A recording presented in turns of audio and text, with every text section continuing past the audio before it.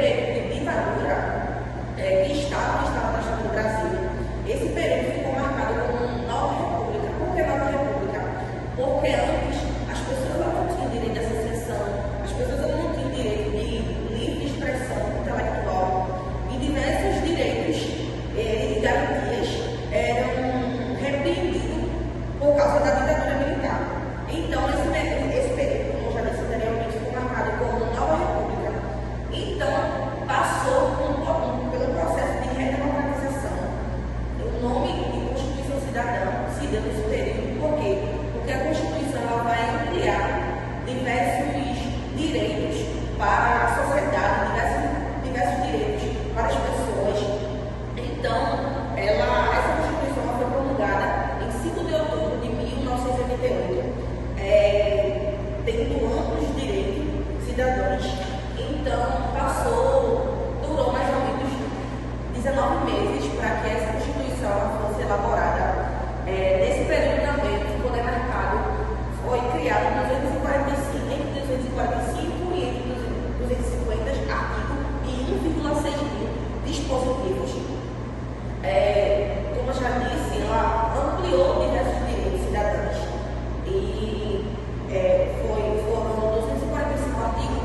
Então, muitos chefes de Estado e muitos presidentes consideravam que o Brasil seria um país ingovernável. Por que seria um país ingovernável? Porque eles acreditavam que seria impossível governar o Brasil com diversas constituições, com diversos artigos, com diversas coisas assim. Então, eles consideram aí que o Brasil seria um país sem dono, um país sem lei, na realidade. Então, nesse período aí, a jornada de trabalho de 48 horas passa a ser 44 horas. O direito à greve foi preservado, o direito de associação, eleições diretas, porque no período da ditadura, as eleições eram indiretas. E nesse período também, as pessoas com 18 anos já poderiam votar, mas a partir da promulgação da nova república, da Constituição Cidadã, ficou a partir de 16 anos que poderiam votar. Isso mandou a isso também os votos para analfabetos, certo? O 13º salário também, que foi na Constituição Cidadã também, o direito de greve, a liberdade de associação, livre manifestação do pensamento e liberdade de expressão intelectual, artística e etc. Por quê? Porque ainda nesse período as pessoas elas eram duramente repreendidas, as pessoas elas não poderiam se expressar, ela não tinha a sua benevolência de falar e se manifestar por alguma coisa. Então, ainda nesse período, os votos de analfabeto começou a ser instaurados.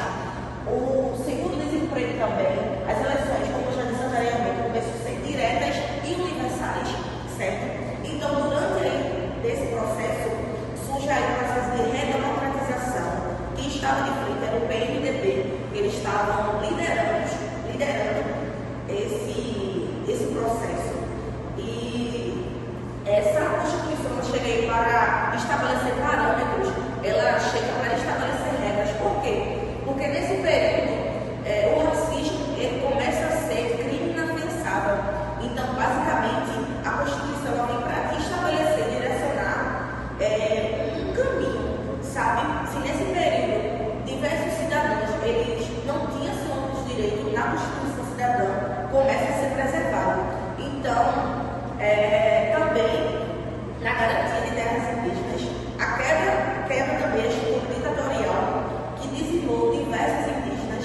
Então, para se construir uma sociedade livre, justa e solidária, de acordo com o artigo 3º da nossa Constituição, é necessário que todos em uma sociedade se reúnam em conjunto e façam que esse direito ele comece a ser preservado. Mas para isso também o Estado tem que ficar principalmente de frente. Fiquei responsável por falar do título 7 da Constituição Federal de 1988, que trata da ordem econômica e financeira do Estado brasileiro.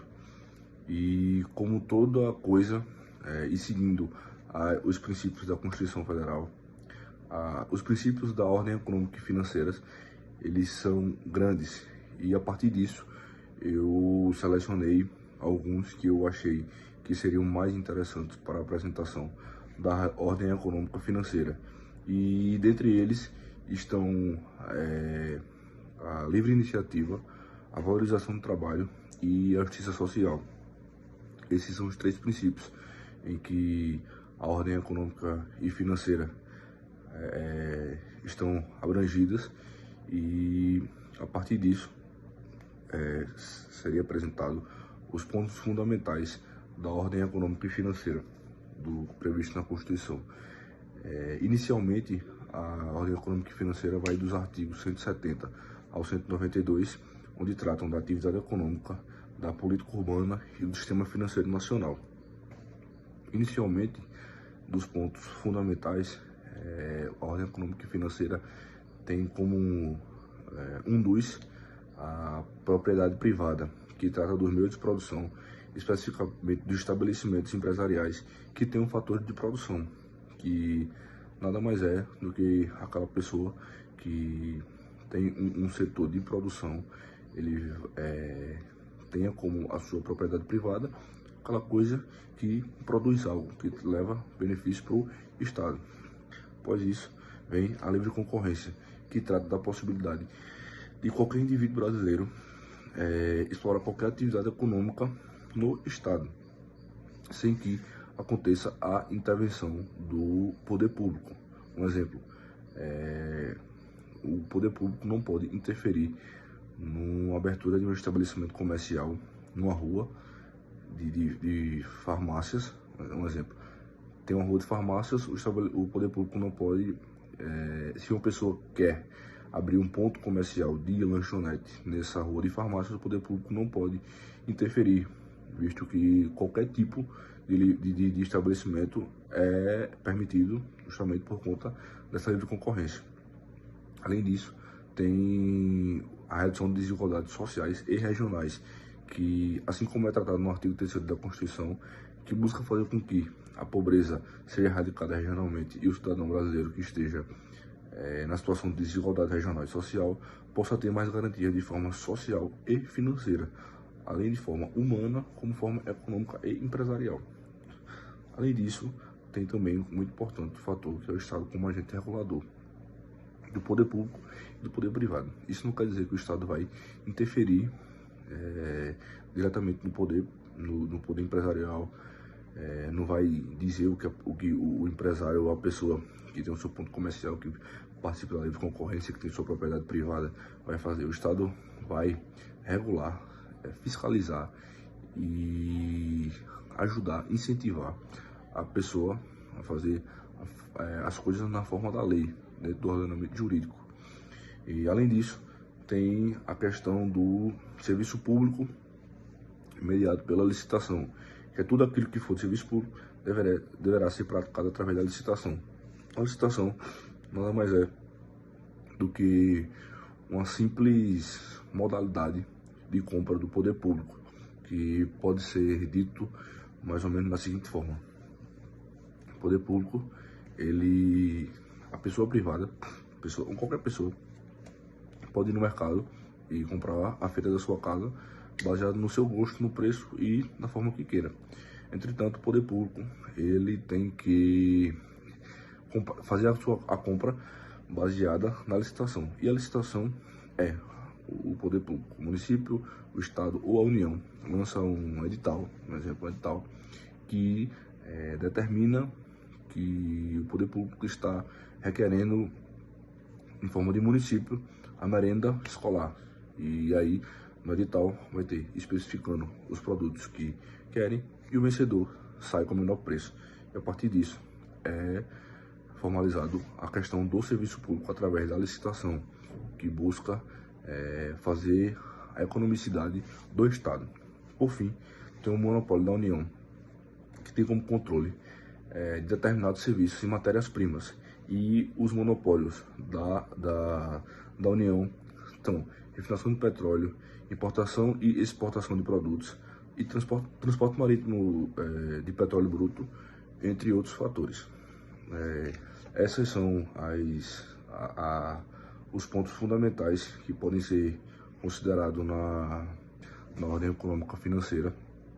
Como eu disse, é um artigo, é um título que vai do artigo 170 ao 192. Se eu fosse explicar tudo aqui, eu ia gastar muito tempo.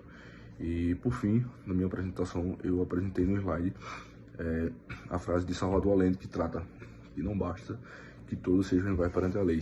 É preciso que a lei seja igual perante a todos. E esse fica a minha fala e meu questionamento: se no Estado brasileiro a lei é aplicada para todos ou apenas para aqueles que convêm ao judiciário. Olá, meu nome é Raiane Tavares e eu vou falar sobre o título 8 da Constituição, que é da ordem social.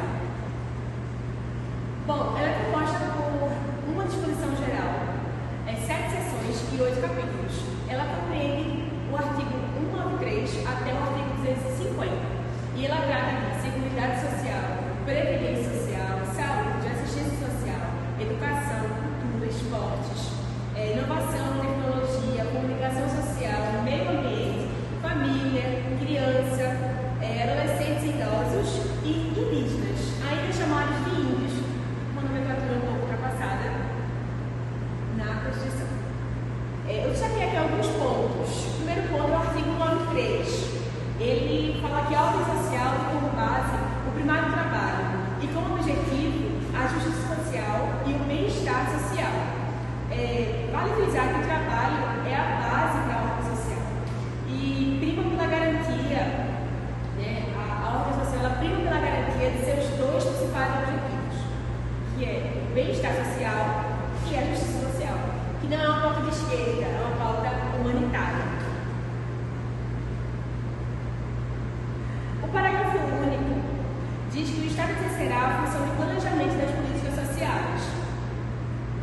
E também é importante destacar que a função do Estado de manutenção e de garantia de políticas públicas visa impactar a vida das pessoas, da população. Aqui eu fiz um esqueminha sobre saúde e seguridade social. Eu costumo chamar de PAS, que é Previdência Social, Assistência Social e Saúde. Previdência Social, quem tem direito é aquela pessoa que contribui. Assistência Social, quem tem direito são as pessoas necessitadas, não precisando de contribuição prévia. Se você precisa dela, se você necessita, está em estado de vulnerabilidade, a assistência social tem por direito e dever chegar até você, enquanto cidadão. E a saúde, que é um direito de todos, lembrando o nosso querido SUS, que é o Sistema Único de Saúde. Vale destacar o artigo 194, que ele resume muito bem sobre o que é a seguridade social. Ela compreende um conjunto integrado de ações e iniciativas dos poderes públicos e da sociedade. O que a Constituição fala sobre saúde? Bom, tem uma parte muito extensa sobre saúde, mas eu destaquei esses dois artigos, a priori, no primeiro momento, que é o artigo 196 e o artigo 197. O 196 diz que a saúde é um direito de todos e dever do Estado, garantido mediante políticas públicas e econômicas que visem a redução do risco de doença e de outros agravos, e também ao acesso universal e igualitário às ações e serviços. E o 197, que fala da relevância pública das ações e dos serviços de acesso à saúde. Esse aqui é o artigo 98 e as suas diretrizes. Primeiro que ele fala que as ações e serviços públicos de saúde integram toda uma rede regionalizada e hierarquizada, ou seja, tem a saúde do bairro, da cidade, do estado e da federação. E tem o parágrafo único, as diretrizes e tudo mais. Onde está a educação na Constituição? A educação na Constituição, ela não fica só na Constituição, ela tem um LDB, que é a Lei de Diretrizes Básicas da Educação, que é importantíssima também. Mas aqui eu resolvi destacar o artigo 205, que fala que a educação é um direito de todos, assim como a saúde, e dever do Estado. Só que ela mostra que é uma parceria entre o Estado e a família. E será promovida e incentivada por colaboração da sociedade, ou seja,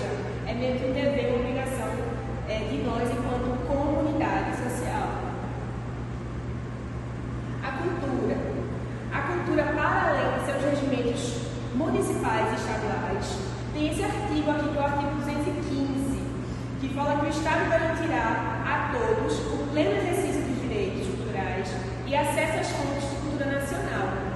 Bom, fora esse artigo, a gente tem também as legislações locais, né, que a gente pode ver de acordo com a cidade, que nos dá e com o Estado. Aqui em Recife nós temos a Fundar, que é a Fundação Municipal de Cultura, e temos a Secretaria de Cultura do Estado. Ambas podem ser solicitadas e convocadas pela sociedade. Os povos indígenas. Bom, a Constituição de 88, como bem Patrícia falou, ela vem trazer uma novidade muito boa, né, muito importante, que apresentou sua organização social, seus costumes, suas línguas, suas crenças e tradições. Pela primeira vez, o Brasil se viu diante de um reconhecimento tão importante, né, um reconhecimento já devido há muito tempo. E os povos originários sobre as terras que tradicionalmente ocupam, né, competindo a União demarcá-la, ou seja, a demarcação é de competência da União e ela tem que fazer. Assim como proteger e respeitar todos os seus bens. Eu vou falar agora das emendas constitucionais. Emendas constitucionais são alterações feitas em artigos específicos da Constituição. A primeira que eu vou citar é a emenda constitucional número 3, que foi feita em 1933, e alterou o artigo 142 da Constituição, que trata das Forças Armadas, incluindo a especificação das Forças Armadas como instituições nacionais permanentes e o regulamento da sua organização. A segunda é a emenda constitucional número 45, que foi feita em 2004. Ela alterou diversos artigos da Constituição, destacando-se a alteração do artigo 5º, para prever o acesso à justiça como direito fundamental. A alteração do artigo 114 também foi feita para tratar a competência da justiça no trabalho, e a alteração do artigo 225 para incluir a proteção ao meio ambiente e ecologicamente equilibrado.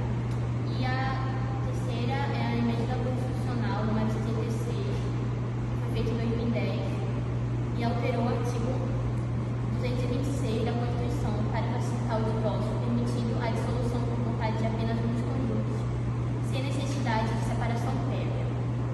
E a última é a emenda constitucional número 95, que foi feita em 2016 e alterou o artigo 167 da Constituição para estabelecer um teto de gastos públicos, limitando o aumento das despesas do governo. Eu vou falar das partes das disposições constitucionais transitórias. O artigo 8 das disposições constitucionais transitórias, ele fala que é concedida anistia a todos os trabalhadores que foram atingidos e perseguidos por movimentos exclusivamente políticos e econômicos. O disposto nesse artigo ele só vai gerar efeito a partir da promulgação da Constituição.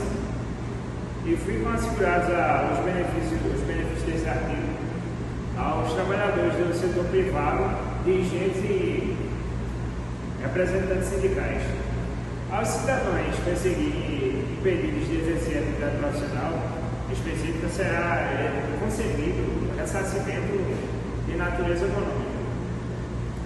E aos que, por força de atos institucionais, tenham sido impedidos de exercer função profissional, também serão computados e exercer função de vereadores, também será computado para efeito de aposentadoria. A anistia concedida nos termos deste artigo aplica-se aos servidores públicos, civis e empregados em todos os níveis de governo.